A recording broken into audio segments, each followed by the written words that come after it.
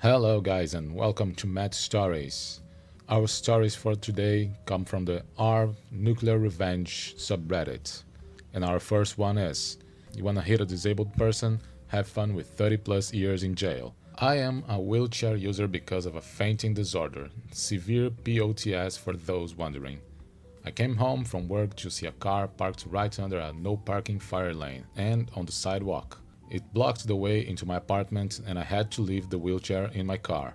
I started taking photos of the car because this has been an issue with the owner for months. My landlord has told me to get photos of it and email them to him every time she did it after I mentioned it in passing. While taking a photo, the owner came out of her apartment to scream at me. I stayed calm and tried to walk into my apartment. She got in my face to continue screaming and by reflex I shoved her back. She then grabbed me by the throat and began to punch me. After a minute, my neighbor and roommates who were having a smoke came running and got her off me. Police were called, paramedics showed up because my neck was bleeding, she had acrylic nails, and I ended up going to the ER because I had a syncope episode while the paramedics were there. I decided to press charges, thinking I'd just get an aggravated assault or something. I made sure that they got her while she was home because I knew she had a gun on the wall despite being a convicted felon. When the police went to arrest her, they found that the car was stolen, without insurance, she didn't have a license, there were used needles all over the apartment with her 8-year-old child, and the gun which was also marked stolen. Child is in foster care and she is in jail without bond. The DA said that her child recorded it, she apparently told her to, and it was already ruled as assault because of the overwhelming proof, plus the 7 counts of assault she's gotten in the past 5 years already. Had I gotten her nailed with it outside her home, she would have only gotten probation since she was a parent. But now she lost her kid, her home, her car, and is going to be in jail for about 30 years or more, depending what the state charges her with for the drugs. Make fun of my mental health? Good luck getting into college. I, 18 male, was in my junior year of high school. I'm not going to get into it, but I ended up in the mental hospital for trying to off myself. I had lost one of my family members who accepted me for being gay. The only extracurricular I had was theater.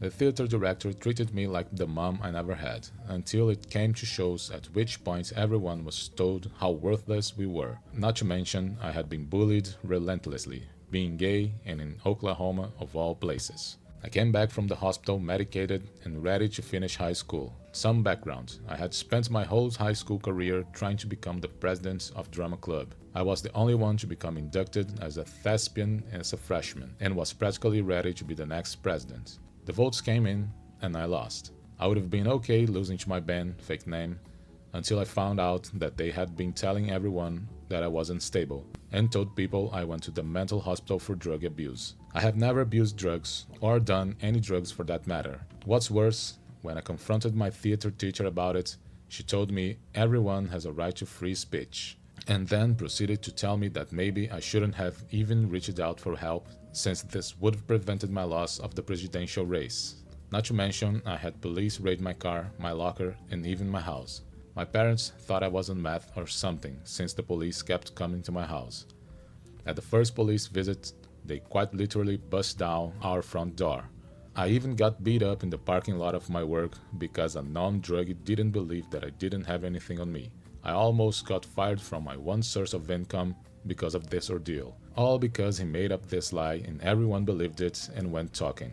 I was fuming and found out the top 10 colleges for this ban and emailed them all the screenshots of what he had said about me. His plan was to go to mostly liberal arts colleges, and had even received thousands in scholarship money. All of them rescinded their acceptance when they received the proof. Correspondence was very slow between me and the colleges. It took them forever to confirm that the screenshots weren't doctored in any way, but by the time it had been confirmed, most of the application deadlines had passed. He hasn't been able to get into college. I feel slightly bad as I found out his mom was a special ED teacher, and hearing this actually told Ben that when he turns 18, he will need to find a place to live on his own. He has nowhere to live and no future plans. Don't make fun of people's mental health, or make up lies for the purpose of winning.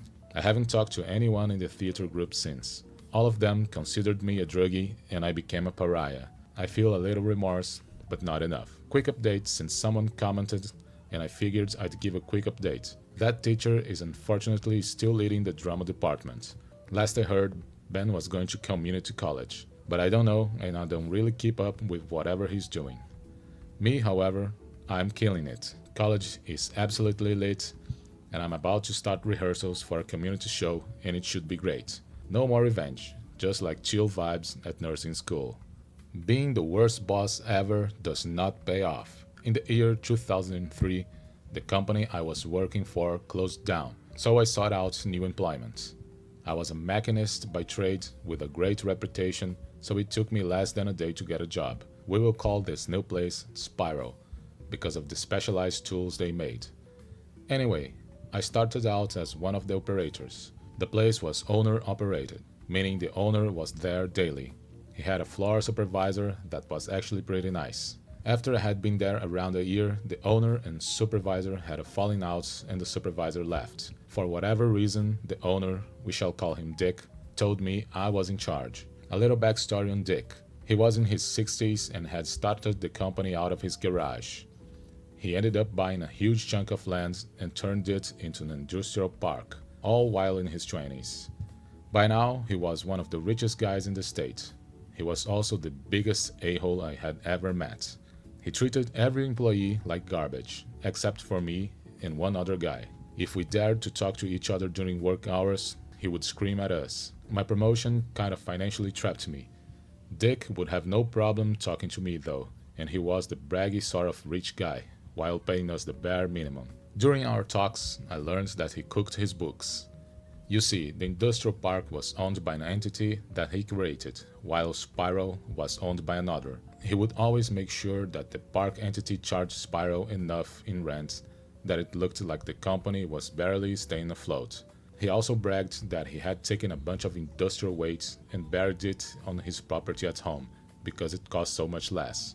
He made my life hell over the next decade, always keeping my pay just high enough that I could not afford to leave while treating me and my guys like crap. I ended up with a 95% turnover rate on employees. I am not exaggerating. We ended up having to go to temp agencies, and toward the end, even they refused to send me people. I had to do some careful wording, but my duties ended up swelling to the point where I convinced Dick to let me say I was the plant manager. This right here was huge. I have no degree from college, but I now had a title and the experience. I started to look for a job in earnest, and after 6 months, I found one for a lot more money with benefits. Yeah, Spiral had none. Now, over my time at Spiral, I had seen everyone that gave them notice be told to leave on the spot, and the company that hired me insisted I give them the 2 weeks notice. So I said I would, but I didn't. At the end of my last day, I sat at my desk and sent an email to the head of the OSHA and the state's EPA office. 2 men that I had gotten to know well. I filled them in on all the violations that Dick had disclosed. I also sent them an email to the state's attorney about the books. I left my keys on my desk with a paper under them that simply read, "I quit." I never found out if the state's attorney went anywhere, but the contact at the OSHA let me know the company ended up with a $150,000 in fines for some willful violations, and the guy from the EPA dug up half of Dick's property before he admitted to where he buried the waste. Last I knew, he ended up in jail. Disrespect me, I'll ruin your whole damn career. So, my old boss, beloved by all, left the company last year. While they were trying to find a replacement, upper management decided that the person in charge of another department should be our boss. For the time being, of course. This person, let's call her Dinah, does not have a single iota of what anyone on this team does, nor does she want to learn what we do. Fine, whatever, just let me do my work, get my money, and leave me alone. This issue comes in when she suddenly decides that we are disrespecting her with everything we do. Not early enough to a meeting, 15 minutes is her latest earliest, disrespect. Have to step away to use the restroom, disrespect. Take our PTO that's offered by the company, disrespect. Finally, I had enough and start documenting every instance with proof and witnesses into a massive Excel sheet. At this point, sure, it's annoying and I'm passively looking for new work, but I've dealt with worse. The breaking point came for me during my yearly review. This is the first and hopefully only time I've ever been put on a PIP plan. I was told repeatedly that I was lazy and disrespectful, despite several clients providing positive feedback and me working until 22 hours most nights. But I keep quiet, I toe the line until I have a new job. Then I let the floodgates open. Now, something important to note is that while our former boss was great, we weren't all going to quit in solidarity with her. But me? Well, that's a bit of a different story. In addition to my job, I also worked to make my co-workers' job easier too. I was kind of the glue holding that entire team together. So when I quit, everyone else on my team did as well. And what did our team do, you might ask? Well, we supplied the service that brought in the majority of the revenue. With no one to supply the service, the business would head towards bankruptcy. Back to the story. When I put in my resignation, I decided to include the spreadsheet to provide further insights as to why I was leaving. And to top it all off, I decided to BCC the CEO. He and I are pretty close, and he's told me on multiple occasions that he would do anything to keep me employed there. When he found out about Dinah's antics, he held true to his word. Asked if he should fire Dinah. Now, Dinah might be a dick, but she has young kids, and I'm not a dick.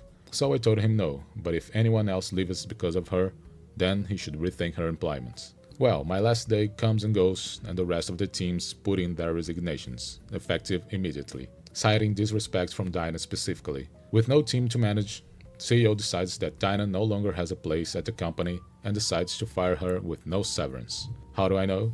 Dinah decided to spam call me for several days. But my new fancy job is at a law firm, and I was able to get one of them to draft up a cease and desist. Haven't heard a peep since, and now I'm just enjoying my new gig, Dinah free. Well guys, thank you for listening to the stories. Hopefully you liked it. Please leave a like, commentary, and subscribe. Until the next video.